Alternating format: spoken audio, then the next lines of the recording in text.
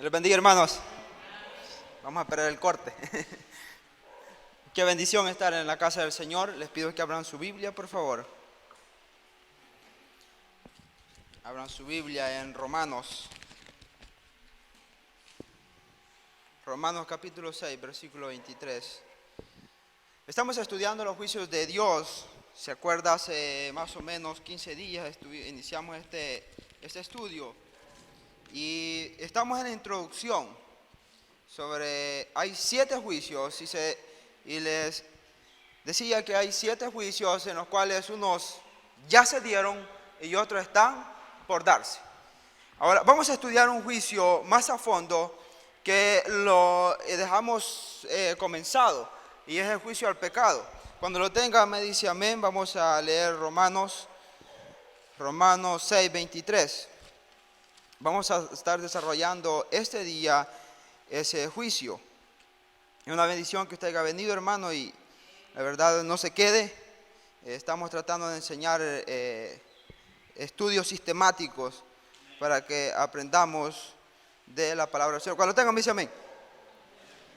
Porque la paga del pecado es muerte, mas la dádiva de Dios es vida eterna en Cristo Jesús, Señor nuestro. Algo, hermano, que se habla en la Biblia es de la transgresión de la ley. Transgresión de la ley es pecado, ir en contra de la voluntad de Dios. Ahora, vamos a estar desarrollando, y este es un juicio que se dio allá en la eternidad, cuando Dios nos santificó, cuando Él murió en el pasado para redimirnos.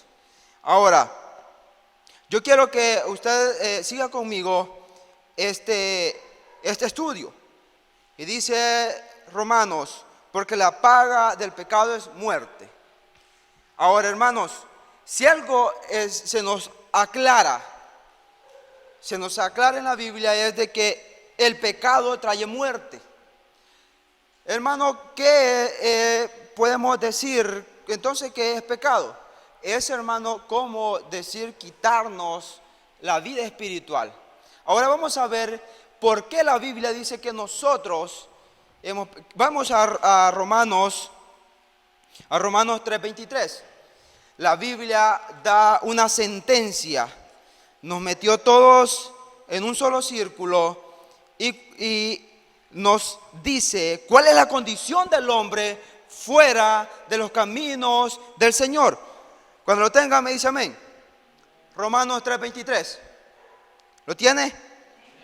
Dice, por cuanto todos pecaron, están destituidos de la gloria de Dios. Ese es, hermano, la condición, y era nuestra condición cuando estábamos fuera de los caminos del Señor.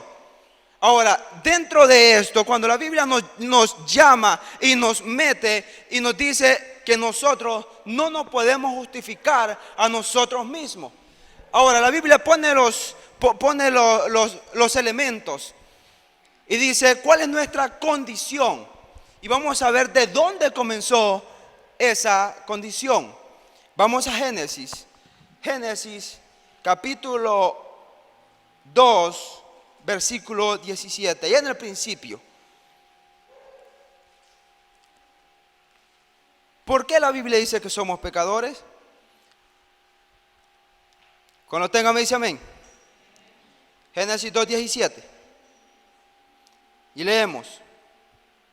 Y dice, mas del árbol de la ciencia del bien y el mal no comerás, porque el día que comieres ciertamente morirás. Ahí hay una advertencia y hay una sentencia. Le dice, no coman, porque ciertamente van a morir. Ahora, la Biblia dice en Romanos que así como el pecado entró por un hombre entró la vida, hablando de Cristo. Ahora, cuando estas personas, que ya sabemos que fue Adán y Eva, pecaron, en ese momento, hermanos, automáticamente toda la raza humana, siendo ellos los padres de nosotros en la tierra, automáticamente la raza humana muere espiritualmente. Es allí donde el creyente, es allí donde las personas naturales, naciendo de mujer, nacemos muertos espiritualmente. ¿Por qué? Porque en nuestro interior nuestros padres pecaron y nosotros nacemos con nuestro espíritu muerto hacia Dios. Mire, fue así. Dios creó al hombre del polvo, a la mujer de la costilla del hombre, y los hizo inocentes. No sabían el bien y el mal. Pero la cuestión es, ¿tenía el fruto algo específico? No, hermanos. En realidad lo que conocía el bien y el mal era la transgresión de la ley, que era el mandato que Dios les había dado. Léalo conmigo, Génesis 2:17. Mas del árbol de la ciencia del bien y del mal no comerás. Es imperativo, es algo que le dijo, no van a comer. Como que usted le diga, mira, no te vas a poner o no vas a comer. El médico le dice a muchas personas, no coman carne de cerdo.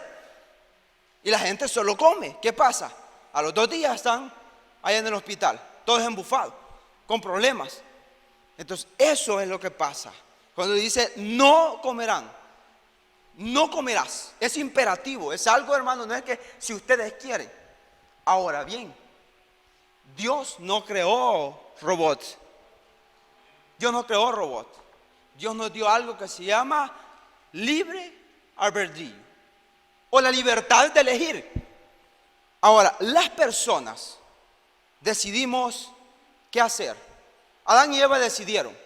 Estaban en el huerto con todo el montón de árboles y un árbol en medio, donde tenía un rótulo en su mente que decía, no coman. Y pasa hoy en día. Los casados, vemos a la mujer que va por la calle, soltera, casado, lo que sea, y tiene un rótulo que dice, no la codicies. ¿Y qué hacemos los casados? La codiciamos. ¿Qué hacen las mujeres cuando ven a un hombre que les atrae? Muchas veces lo codician. Hoy en día está de moda que las mujeres se van y le dicen papucho. Entonces, ese es el detalle. Ahora, el pecado está en nosotros, dentro de nosotros. Ahora bien, mire este imperativo. Mas del árbol de la ciencia del bien y el mal no comerás, porque el día en que comieres, ciertamente morirás. Y ahí se da, hermanos, cuando ellos comen, entonces automáticamente muere su comunión con Dios, su espíritu. Y entonces en nosotros ya hay pecado. Y Dios es santo, 3 veces santo, y no tiene comunión, hermano, con el pecado. Ahora bien, ¿qué es lo que necesitamos? No es, hermano, que Satanás no creó nada. Él es parte de la creación. Ahora, Dios creó el bien y volvemos a lo que decimos, a la libertad que Dios nos dio. ¿A dónde o qué queremos escoger? ¿Queremos escoger el bien o queremos escoger el mal? Porque entonces no tuviéramos libertad. Imagínense que solo tuviéramos bienes. ¿Será que tendríamos libertad? Imagínense que su hijo le dice, mamá, quiero algo diferente de comer. Y usted le dice, no, solo tengo, por ejemplo, tortillas con aguacate. ¿Tiene donde escoger el niño? No. Se va a comer eso porque solo eso hay. O ya sea frijoles, ya sea lo que usted, póngale ahí lo que usted quiera. Pero ¿tiene libertad para escoger? No. Ahora, cuando Dios crea el bien, Dios le da la libertad al hombre de escoger qué camino tomar. Y es lo que se llama el libre albedrío. ¿Será que Dios sabía que que Adán y Eva iban a pecar? Sí, hermano, Él lo sabe todo. Pero volvemos y decimos, Dios no quería robots. Dios quería adoradores que le adoren en espíritu y en verdad. De aquí. Dios no quiere obligar a nadie. ¿Quién está obligado aquí? Si el que está obligado hoy día se puede, por favor, retirar si se siente obligado. Pero si usted está por su propia voluntad aquí, quiere decir que usted ha escogido el camino del bien. Amén. Ok, sigamos nuestro estudio. Quiero que vaya a Lamentaciones. Lamentaciones 3:37. Está en el Antiguo Testamento. Lamentaciones.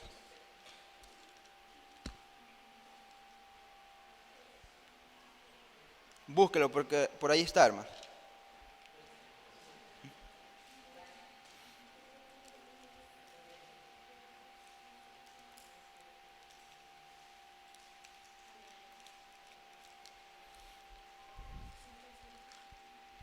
Jeremías 3:37.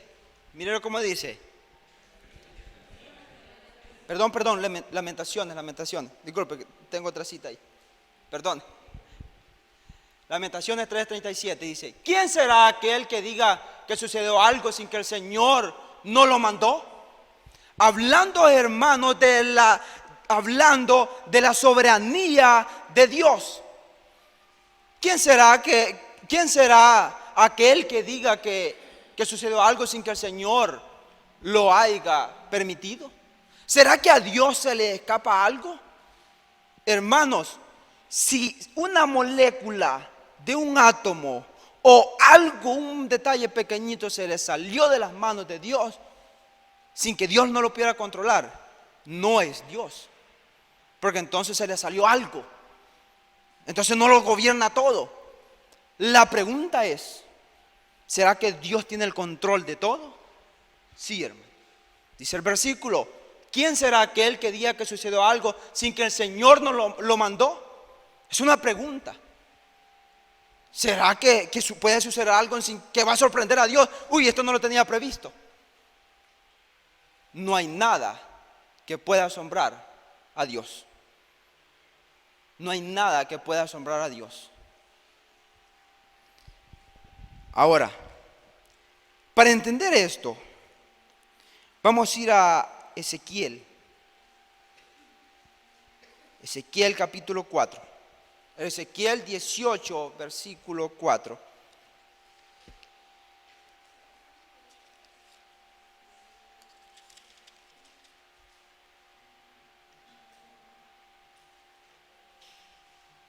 Mire lo que dice. Cuando lo tenga me dice amén.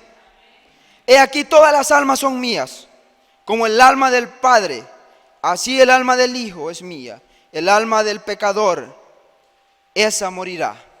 Mire como dice el 5: y el hombre que fuere justo e hiciere según el derecho y la justicia, que no comiere sobre los montes, ni alzare sobre sus ojos a los ídolos de la casa de Israel.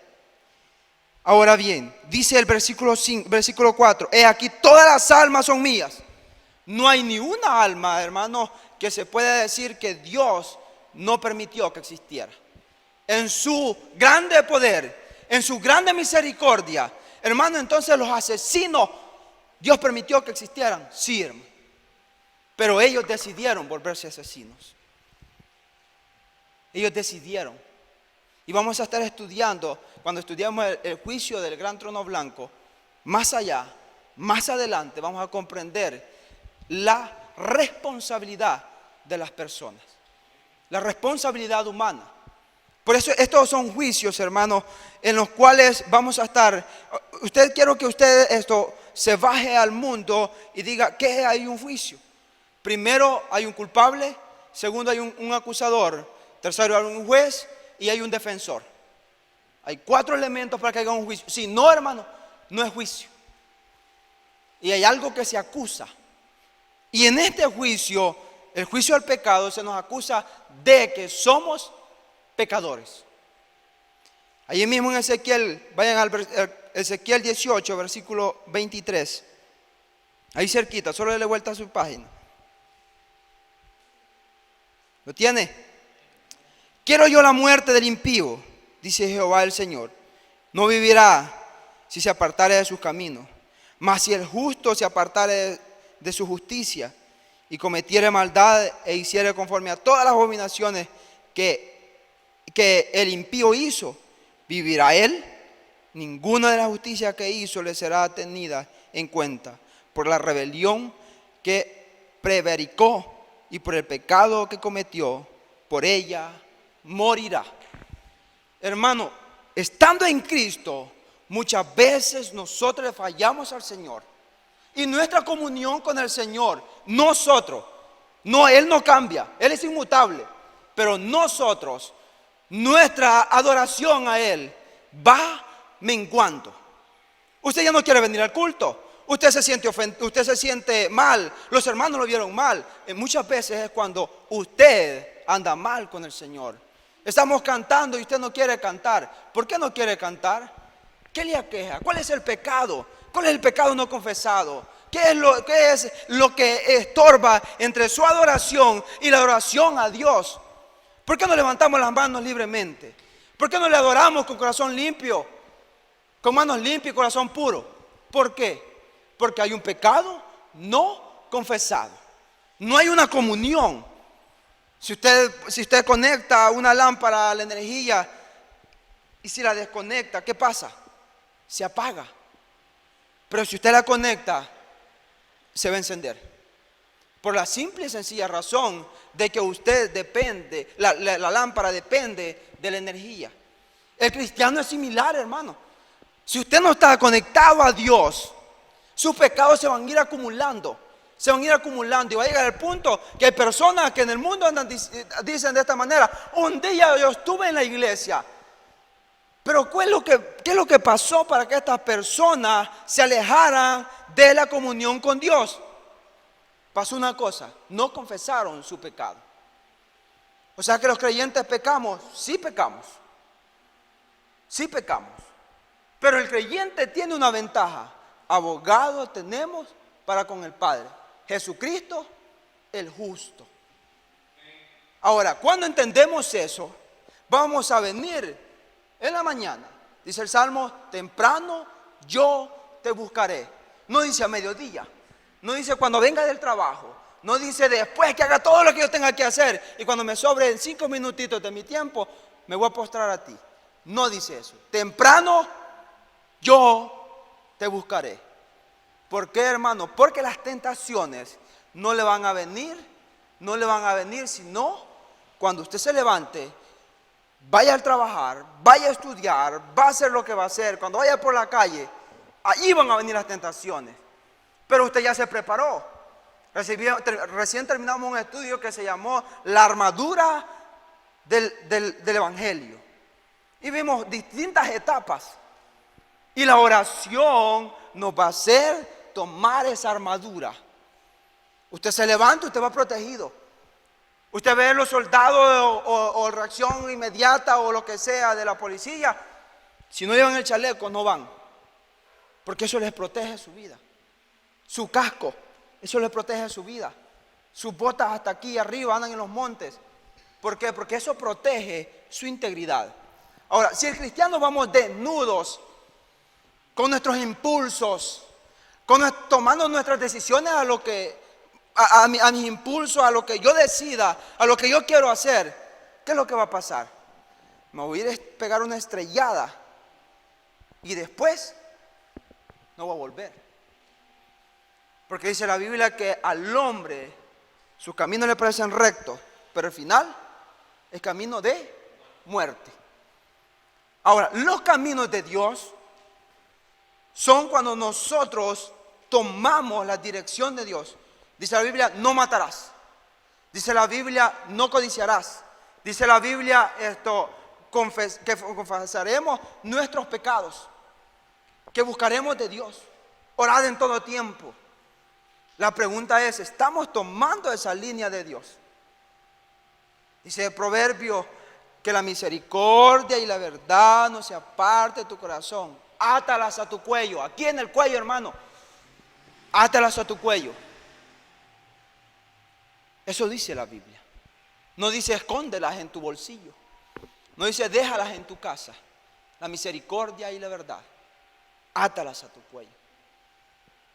Ahora, vamos a Ezequiel. Leamos Ezequiel capítulo 3, capítulo 18, versículo 23. Dice: ¿quiero yo la muerte del impío? Dice Jehová del Señor. ¿No vivirá si se apartara de sus caminos? Lo que está diciendo es, hermanos, ¿quiero yo la muerte del impío? Dice Jehová el Señor: ¿no vivirá si se aparta de sus caminos? ¿Cómo estamos nosotros? Destinados a la muerte. Pero un día Cristo tuvo su misericordia, nos presentaron el Evangelio y cambiamos nuestros caminos. Ahora el que parecía que no podía ser limpio, el que parecía que era un borracho, el que parecía que estaba destinado a morir, que la gente muchas veces decía: ese muchacho va a fracasar. Ahora están en las iglesias sentados. Estamos aquí sentados, redimidos por la sangre de Cristo, limpios. Ahora la gente dice: el hermano, en una alta estima. Ese hermano está en el Evangelio y ha estado ahí, ha perseverado, ha estado ahí, ha cambiado. ¿Por qué vamos a votar esa altura, ese grado de reconocimiento ante la gente? ¿Por un pecado? ¿Por algo chiquitito que lo que va a hacer es matarnos espiritualmente? ¿Qué mal nos hace venir a la iglesia? ¿Qué mal nos hace, hermanos, estar en una congregación en la cual donde se predica la verdad de Cristo? Ahora, Dios creó el bien y el mal. ¿Saben por qué, hermano? Porque Él es la ley. ¿Quién contenderá contra Dios? Dijo. ¿Quién será aquel que se va a ir contra Dios y le va a decir: Señor, ¿por qué hiciste esto? Si Él es Dios. ¿Cómo será que el barro le va a gritar al alfarero esto: ¿por qué me haces así? ¿Será posible? No.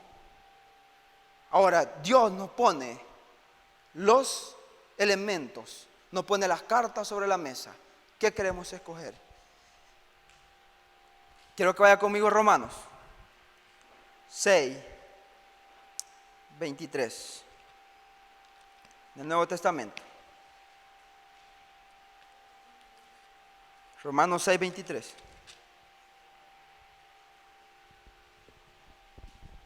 ¿Lo tiene? Porque la paga del pecado es muerte.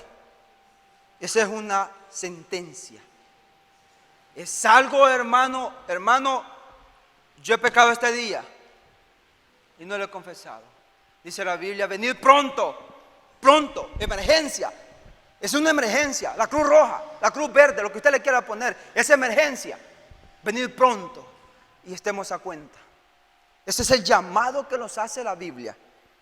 Ahora, no, hermano, lo voy a confesar después. Cuando peque bien, dice, hay muchos conceptos que dice: si va a pecar, peque bien, no peque a media. Perdón. ¿Cómo dice la Biblia? Porque la paga del pecado es muerte. Hermano, si usted peca y peca bien, se va a ensartar más en el charco. Todo aquello que un día dijimos: no quiero de eso, vamos, sí lo vamos a abrazar. Llámele lo que sea, vicio, fumar, todo lo que usted quiera. Chisme, todo lo que usted quiera. Pleitos, disensiones, todo.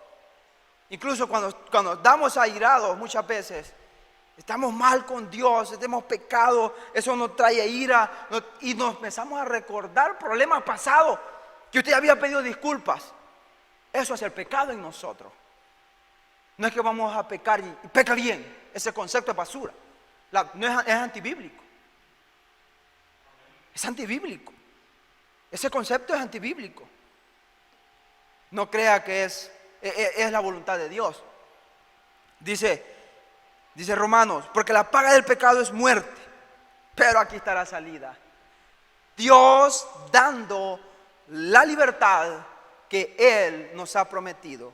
Mire lo que dice Romanos en la otra parte: mas la dádiva de Dios es vida eterna en Cristo Jesús. Esa es la llave. ¿Cuál es la llave para quitar los pecados de las personas que queremos evangelizar, que queremos llevarles a charla? Presentarles a Cristo crucificado, que murió y que nos redimió a nosotros. Usted me dirá: hermano, yo no puedo evangelizar. El testimonio vivo es usted, que está aquí sentado. No, hermano, yo no puedo hablarle a alguien. Cuéntele su testimonio. Y eso va a impactar a esa persona. Mucho más a aquellas personas que nos conocían. Aquellas personas que sabían que éramos borrachos, que éramos malcriados, que de nuestra boca salían problemas, solo nos salía algo bueno. Las personas tienen un concepto de nosotros horrible. Y ahora estando en Cristo, ¿cuál es el concepto que las personas tienen de nosotros? Y el hermano decía que base el testimonio. La base del evangelismo es el testimonio. Dijo un predicador muy famoso, MacArthur, dijo esto, que la punta de la lanza de la evangelización de Pablo era su testimonio. Porque dijo, si mi comida le es ocasión de caer al hermano, no como. Si mi bebida le es ocasión de caer al hermano, no bebo. Porque su testimonio era más importante que el comer y que el beber, para hacer la obra a la cual él estaba llamado. Y ahora Dios nos está abriendo puertas hoy día. Una visión de evangelismo. Y no podemos llegar con nuestro pecadote y decir, aquí vengo a predicar el evangelio. No se puede. Ahora, la libertad está en Cristo Jesús. Mas la dádiva de Dios es vida eterna en Cristo Jesús, Señor nuestro. Siga conmigo. Romanos 8:1. Ahí cerquita. Mire lo que dice. Y esta es la libertad que Dios nos dio. Cuando tenga me dice amén. Ahora pues, ninguna condenación hay para los que están en Cristo Jesús. Los que no andan conforme a la carne, sino conforme al Espíritu. Porque la ley del Espíritu da vida en Cristo Jesús, mas ha librado de la ley del pecado de la muerte. Estábamos condenados a la muerte, porque dice Romanos 3:23, porque la paga por cuanto todos pecaron. Y que dice Romanos 6:23, porque la paga del pecado es muerte. Pero Romanos 8:1 nos da la libertad. Ahora pues, ninguna condenación hay. Ninguna condenación hay para los que están en Cristo Jesús. Los que andan conforme al Espíritu. Conforme al Espíritu. No quiere decir que no somos salvos, sino que hay personas que en la iglesia que están muertas espiritualmente. Están sentados en una silla, simple y sencillamente sentados por estar sentados. Aquí les entró, aquí les salió, y si es posible no entró, solo rebotó. Porque no andan conforme al Espíritu. Hermano, para que algo se mezcle, usted no puede mezclar el agua con el aceite. Usted no puede mezclar la santidad con la carne. Usted no puede mezclar la santidad con el pecado. Usted no puede mezclar, hermano, y no podemos mezclar hermano, el pecado con la vida eterna. No podemos mezclar esas dos cosas. No encajan. Le faltan piezas. No encajan, no van de la mano. Por eso vino Cristo a una cruz.